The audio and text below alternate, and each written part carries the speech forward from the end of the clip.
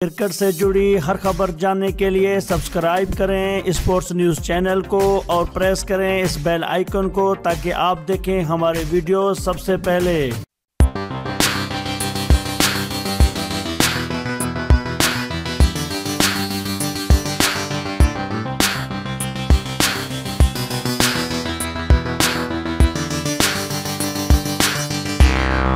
अस्सलाम वालेकुम नाजरीन कराम। नाजरीन, क्रिकेट के खेल में अंपायरिंग के लिए रोबोट के इस्तेमाल पर गौर शुरू हो गया है।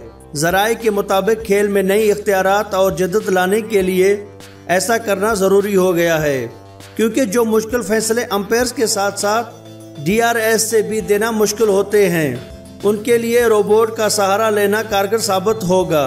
अभी तक रोबोट के डिज़ाइन और उसमें टेक्नोलॉजी को भी लोड करने का तयन नहीं हो सका है, लेकिन कोशिश की जाएगी कि ये इंसानी शक्ल से ही मुताबिक रखता हो।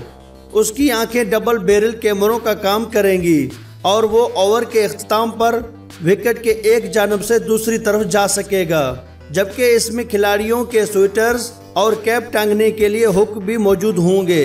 नाजरीन, रोबोट अंपायर्स की आजमाइश बिग बैश लीग में की जा सकती है।